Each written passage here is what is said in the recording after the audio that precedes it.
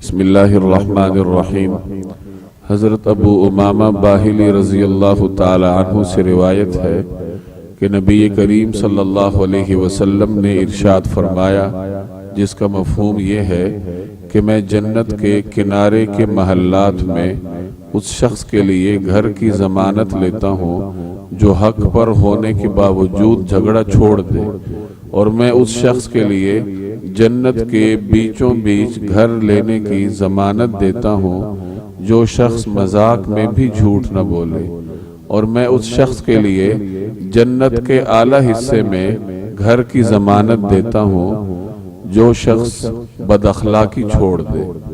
یہ سنن ابی داؤد کی روایت ہے۔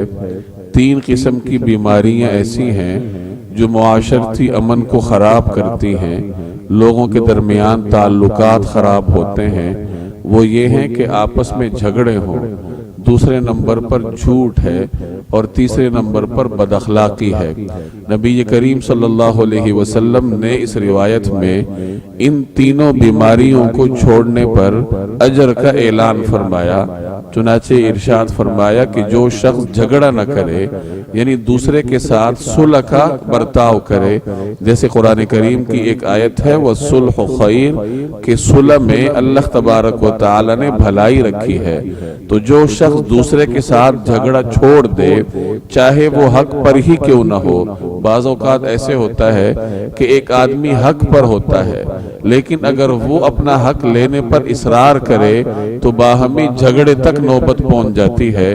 تو جو آدمی جھگڑے کے فتنے سے بچنے کے لیے اپنا حق چھوڑ دیتا ہے، رسول اللہ صلی اللہ علیہ وسلم نے اس کے لیے جنت کے کنارے کے محلات میں گھر کی ضمانت دی ہے۔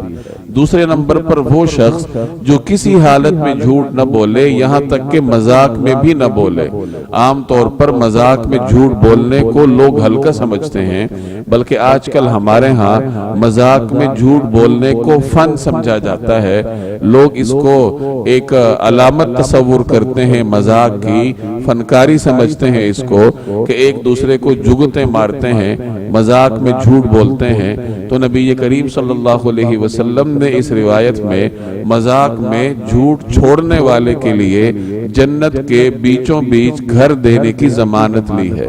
تیسرے نمبر پر وہ شخص جو خوش اخلاق ہو، جو بد اخلاقی کو چھوڑ دے، جو اپنا رویہ درست رکھے، تو رسول اللہ صلی اللہ علیہ وسلم نے اس کے لیے جنت کے اعلیٰ حصے میں گھر کی ضمانت دی ہے۔